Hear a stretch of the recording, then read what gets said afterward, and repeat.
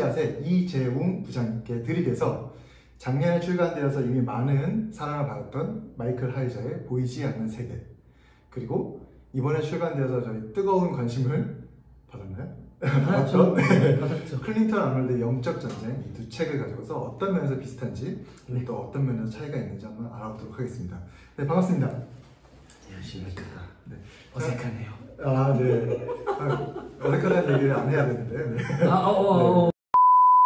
저는 좋은 씨앗에서 이제 책을 홍보하고 기획하는 일을 하고 있는 이재웅이라고 합니다. 예, 만나뵈서 반갑고 오늘 와주셔서 감사하고 들이대 주셔서 감사합니다. 감사합니다. 네. 저희 나이 때만 해도 이제 그런 뭐 되게 그런 영적 존재, 귀신하고 관련된 교회에서 영웅담들이 좀 있잖아요. 네, 뭐 영웅담이라고 하긴 그렇지만 아마 대부분 다 한두 번씩 있었을 것 같은데 뭐 기본적으로 이제 학생회 때 수련회 가서 뜨거운 이제 불바다, 네, 불 지르자. 아, 네. 오늘 애들 다 지지자. 이제 수련회 때 이제 뭐 본인들 회개를 하면서 과한 그런 과한 영적 반응들. 그런 것들은 뭐 아마 많이들 겪어보셨을 거고, 또 이제 선교단체를 좀 경험하신 분들이나 오순절 계열의 교회에서 신앙생활 하시던 분들은 이제 예수님의 이름으로 이제 어떤 대상을 향해 이제 소위 대적기도라고 하던데요. 이제 그런 기도하는 것들, 뭐 이런 것들은 아마 대부분 신앙생활 하신 분들 다 겪어보지 않았을까 싶습니다. 그렇죠. 저도 뭐 그런 심심치 않게 금요철 하면 이제 귀신 쫓고 축사하는 게 있어요. 저도 이제 막 손 올리고 막 이런 그런 분들이 계셨죠? 네. 네, 그런 분들 있죠. 끝나면 이제 1부 9시부터 12시까지 딱 1부 끝나면 이제 바로 공고차 타고 산에 가서 저는 이렇게 공동묘지 그 묘지 위에서 기도를 그렇게 시켰어요. 네, 영이 세셨네요. 네. 네, 보통 이제 뭐 뽑으러 간다고 하죠. 네. 나무를 이제 하나씩 뽑고 뭔가 새로운 비전 하나씩 받아내는 경우가 많았죠. 네. 그때 기도를 안 했어요. 제가 신앙 안 했던. 왜 그러셨어요, 주님? 말리셨어요, 저. 네. 사실 이제 그런 교회 안에서 영적인 부분들이 되게 많이 있었고, 영적인 이야기 상당히 이제 많은 그런 신앙의 많은 부분을 차지했었는데, 참 신기하게도 어느 순간에서부터인가 우리의 어떤 그런 언급에서 또 우리 교회 안에 있는 어떤 분위기에서 영적인 존재 또는 귀신 이런 그런 이제 영적 싸움 이런 거에 대한 언급이 상당히 많이 줄어든 것 같아요. 두 저자가 공통적인 약간 그런 문제 의식이 있어요. 네. 영적인 어떤 세력에 대한 이해가 오늘날도 필요하다. 네.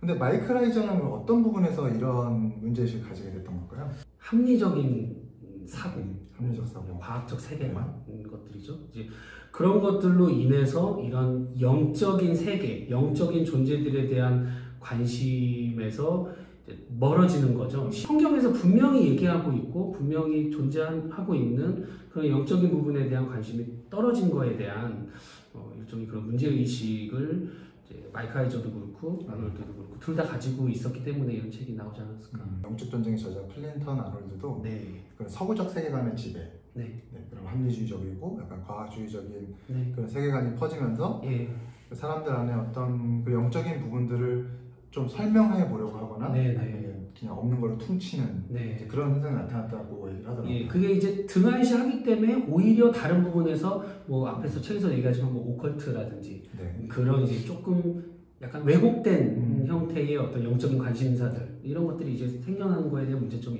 인식했던 것 같아요. 교회에서 다루지 않으니까 오히려 그냥 일반 쪽에서 더 많아지고 그런 세계관들에 대해서 교회가 답할 수 있는 부분들을 많이 잃어버리는. 클린턴 아놀드는 이제 이 책에서 그렇다면 이제 우리가 이런 세계관에 대해서 답을 얻으려면 어디로 가야 되느냐? 결국은 1세기 성경이 쓰여졌던 또 이제 특별히 이 책에서는 바울이 사역했던 그 당시 1세기로 돌아가서 그 당시 세계관을 연구할 필요가 있다고 보는 거예요. 그러면은 이 두 저자 간의 차이점은 어떤 게 있을까요? 기본적으로 아놀드의 책은 이제 바울 서신을 중심으로 신약을 다루지만 이제 마이클 하이저의 책은 창세기 구약부터 계시록까지 전체를 다 이제 다룬다는 이제 그런 차이점이 우선 있고요. 아무래도 마이클 하이저가 이 언어적인, 그러니까 신학적인 이제 그 해석을 할 때 그 언어적인 그 연구를 통한 해석이 많더라고요. 그리고 이제 고대 근동 문화에 대한 그 지식도 해박하고 하니까 이제 그런 것들을 같이 이제 동원해서 그 이제 소위 난해 구절, 난제 구절이라고 하죠. 이제 그런 부분들을 해석해 나가는데 이제 사실은 일반 성도들이 접하기는 좀 어려운 부분이죠.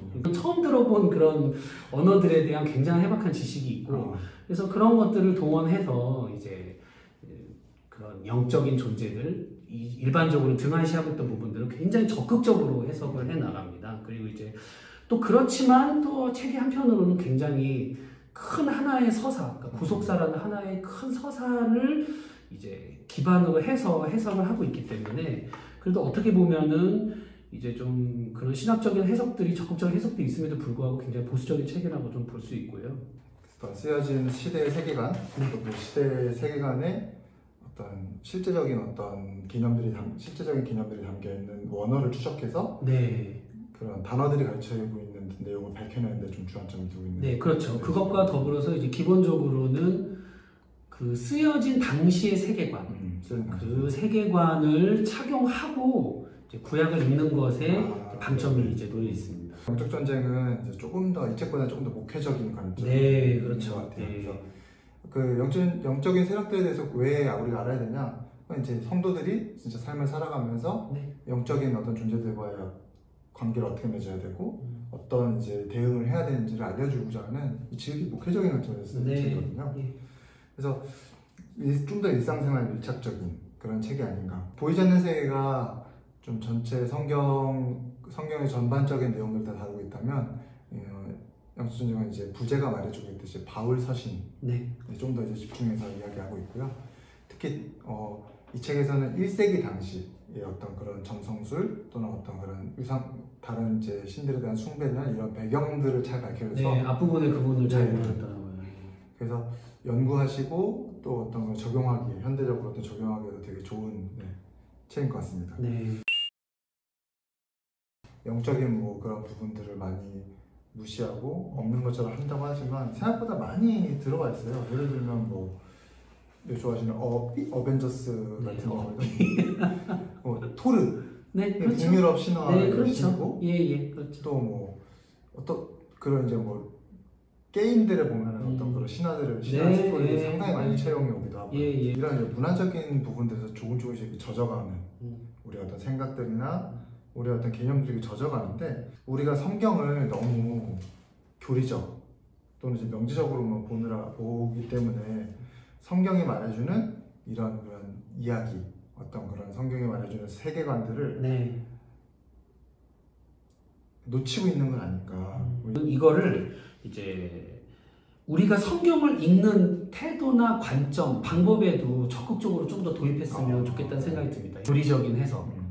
그래서 그거 굉장히 중요하죠. 그것과 더불어서 성경을 하나의 거대한 이야기, 서사, 이제 거대한 하나의 스토리로서 이해하는 데 있어서 이런 관점들을 우리가 적극적으로 이제 차용하는 거는 좀 바람직하지 않나 그런 생각해요. 최근에 어떤 그런 뭐 1세기 배경으로 교회를 본다던가 아니면 뭐 중동의 눈으로 본 뭐 그런 작품들처럼 성경의 어떤 배경을 연구하고 성경이 쓰여진 당시의 세계관에서 연구하는 것도 되게 중요한 포인트인 것 같아요. 이 책에서 영적 전쟁을 해야 된다고, 영적인 존재들에 대한 관심 인정하고 영적인 싸움을 해야 된다고 하는데 이 영적인 싸움이라는 거를 우리가 어떻게 이해를 해야 될까요? 귀신을 쫓아낸다든지 막 귀신을 보거나 어떤 영적 존재를 인지하기 위해 애쓴다든지 아니면 어떠한 상황을 영적으로 막 과도하게 해석하려고 한다든지 이제 그런 것보다는 우리가 적극적으로 하나님의 말씀을 실천하고 악에 저항하고 윤리적으로 선한 삶을 살려고 애쓰는 것 자체가 이것이 영적 전쟁이다. 그래서 이런 식으로 접근하면 우리가 좀 그런 것들을 이제 영적 전쟁으로 여기면 우리가 조금 더 균형 있게 이 영적 전쟁을 이해할 수 있지 않을까. 생각해보면 사람들이 어떤 그런 자기 행동에 대한 책임을 되게 영적인 부분으로 돌리는 경우가 있잖아요. 그러니까 음란함의 영이 나를 주관해서 내 음란한 죄를 졌다. 이게 사실은 그런 우리의 행동의 책임에서 나를 완전히 제거해버리고 그냥 어떤 그런 영적인 존재가 마치 나를 이렇게 주장한 것처럼 그렇게 자기의 책임을 분리해버리는 경우도 있고, 또 아니면 이제 양쪽 아예 그냥 그런 것들 생각하지 않는 사람 반대로 이게. 그래서 이제 영과 육을 너무 나눠놓고 생각하는 이분법적인 사고가 이제 좀 그런 문제가 아닌가. 네. 그리스도께서 오셔서 하나님 나라가 도래한 이후로는 우리가 늘 이제 싸우는 것이잖아요. 이제 그거 자체를 우리의 삶을 영적 전쟁으로 보면은 어떨까? 저는 그렇게 생각하고, 방금 얘기해 주셨던 것처럼 모든 것을 영적으로 해석해서 이제 우리의 책임이나 우리의 노력을 배제해버리면 안 되는 것이죠. 근데 저는 신실한 성도, 말씀을 사랑하는 신실한 성도라면 우리가 끊임없이 노력하고 고민하고 고통스러워하면서 치열하게 그 영적 전쟁을 치를 때, 노력할 때 결국에는 우리가 그 끝 지점에서는 하나님께 기도하게 된다는 것이죠. 그러면은 정말 그거야말로 뭐 영적인 전쟁, 영적인 행동이 아닐까 생각합니다. 그러네. 진짜 영적 전쟁이라는 게 별다른 게 아니라 진짜 그냥 그런 하나님을 인정하고 또 그 영적 세계에 있다는 걸 믿고, 가장 영적 전쟁에 대해서 그런 잘 표현하는 행동이 기도겠네요. 네, 그렇죠. 신자들이 하는 모든 행동이 영적인 것이고, 사실은 우리가 어쨌든 아침부터 일어나서 잠들 때까지 고민하고 뭔가 해보려는 또 우리의 마음의 양심의 거리낌 때문에 생겨나는 어떤 마음의 모든 사소한 갈등, 이런 것들이 결국엔 다 영적인 행동, 영적인 전쟁, 싸움, 뭐 이렇게 생각해 볼 수 있지 않을까, 충분히. 겨우 영적 전쟁은 삶이다. 또 그렇게 해야 되나요? 삶을 또 넣어야 된다면 삶입니다. 우리가 사는 게 뭐 전쟁이죠. 뭐. 맞습니다. 이 책이 너무 두껍다면 곧 있으면 좀 축약된 책이 나온다고. 네. 그 이제 마이클 하이저의 보이지 않는 세계를 반 이하로 확 줄여서 그들을 요약해 놓은, 그래서 굉장히 감동적으로 쓴 이제 슈퍼내추럴, 원서로 제목은 슈퍼내추럴이고요. 우리 이제 번역돼서 나올 책은 초자연적 세계관입니다. 그 책이 나오는데요. 이번 달에 나오거든요. 그 책을 보시고 또 이어서 보이지 않는 세계, 또 영적 전쟁, 이런 책들로 이렇게 넘어가시는 그런 확장된 독서를 하시면 또 어떨까 그런 생각이 듭니다. 네, 저희 좋은 씨앗과 이래서 책 앞으로도 많이 사랑해 주시고요. 네, 지금까지 좋은 씨앗의 이재웅, 이래서는 김정태였습니다. 감사합니다. 감사합니다.